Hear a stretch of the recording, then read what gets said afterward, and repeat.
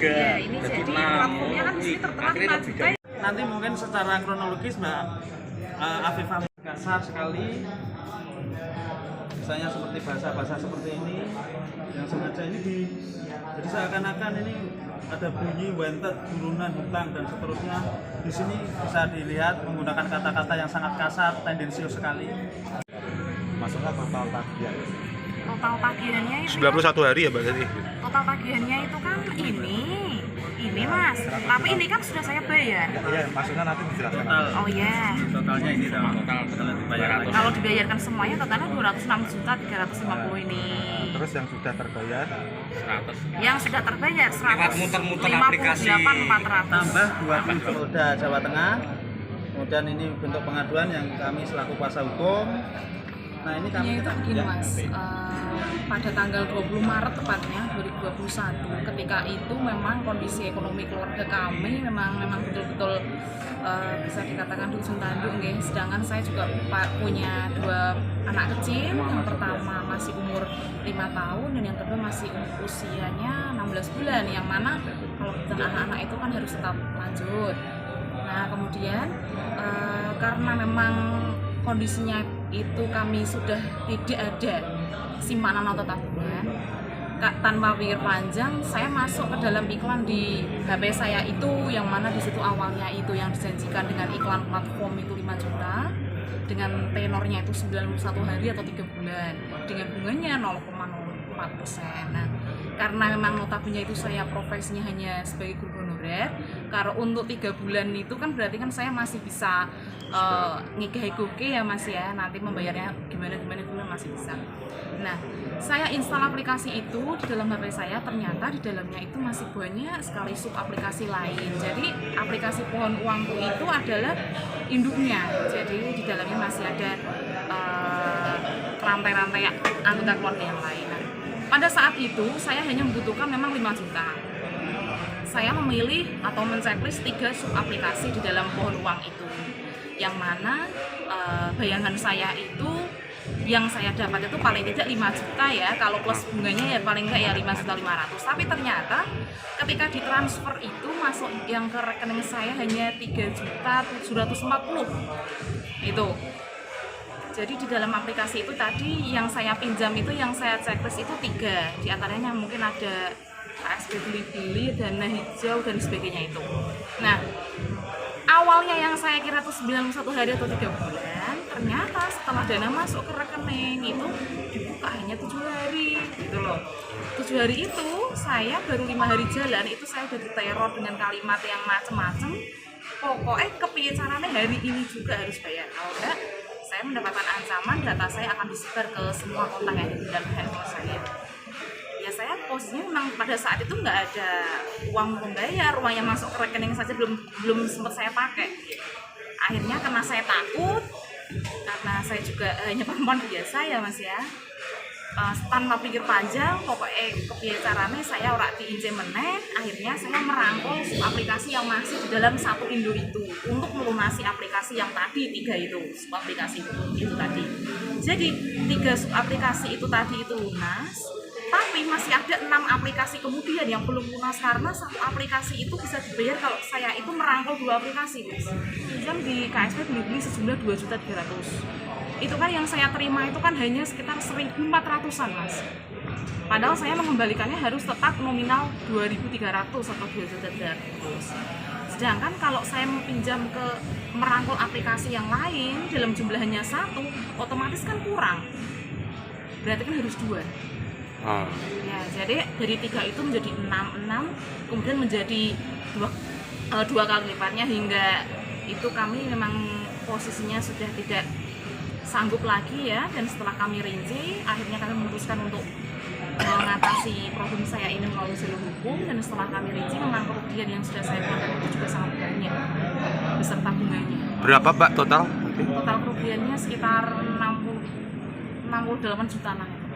Jadi memang gini, di dalam sub aplikasi itu memang ada beberapa yang belum saya bayar, totalnya sekitar 47 juta. Nah, kenapa kok saya kemudian memutuskan untuk belum membayar lah katakanlah?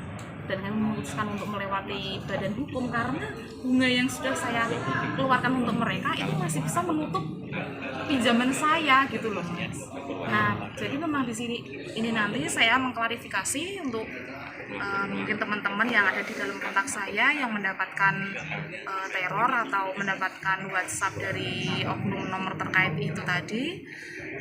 Jadi kami di sini mohon maaf karena memang ini sepenuhnya memang kami salah atau saya salah karena awalnya memang kami tidak berpikir panjang. Namun di sini saya juga perlu kami utarakan kalau saya sendiri juga belum menggunakan uang tersebut. Jadi uang tersebut itu hanya masuk ke dalam rekening saya, kemudian hanya saya putar untuk melunasi ke sub aplikasi yang lain seperti itu. 7 juta. Sampai kalau bayarnya totalnya jadi sekitar hampir 200 ya? Iya, total. Iya. Tapi yang masih dalam tanggungan saya itu 47 juta.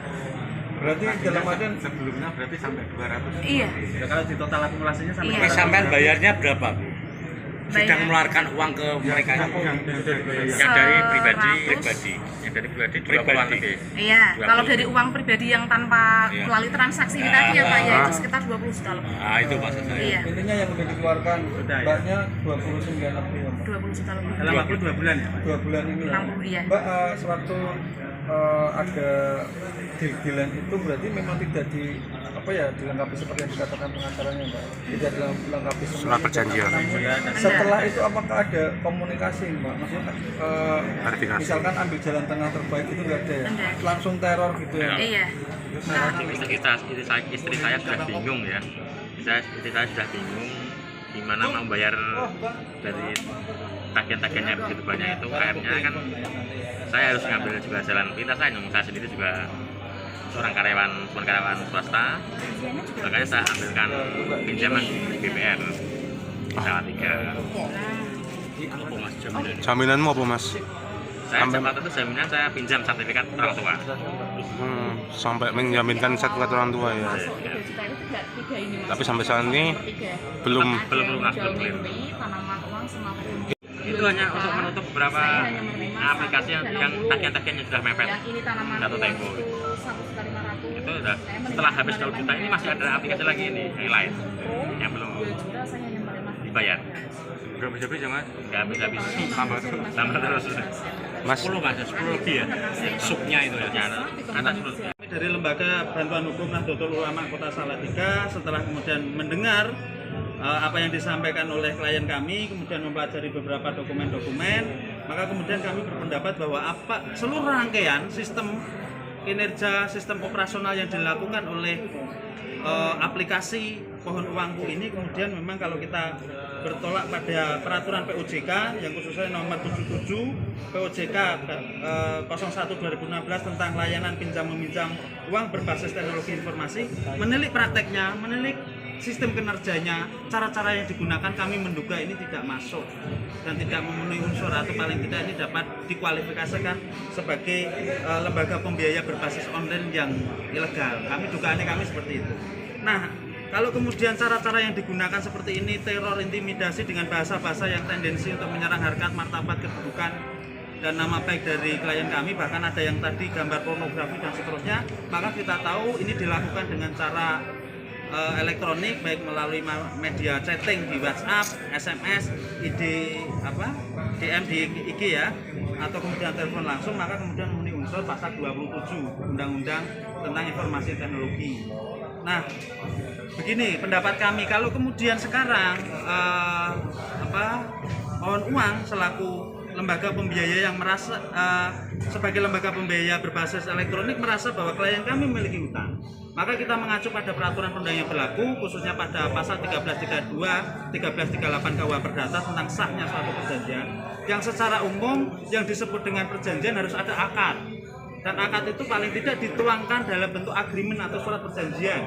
Baik itu bisa bersifat langsung, otentik di bawah tangan maupun secara elektronik misalnya. Tetapi melihat caranya ini kan kemudian tidak memenuhi syarat itu. Sepanjang yang diketahui Bu Arifah tidak pernah kemudian menandatangani agreement atau surat perjanjian apapun. Sehingga kalau kemudian disebut dengan pinjam meminjam atau perjanjian tentu saja tidak memenuhi syarat.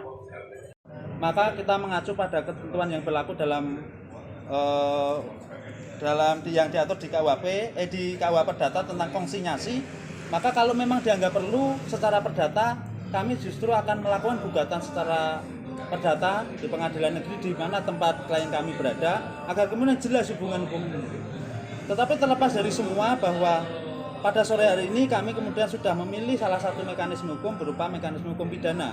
Kami melaporkan segala dugaan tindak pidana tadi, baik menyangkut tindak pidana dalam undang-undang perbankan, undang-undang yang sebagaimana diatur dalam POJK tentang pinjam-meminjam berbasis teknologi informasi, kemudian penghinaan, pencemaran nama baik, penistaan dan seterusnya melalui elektronik.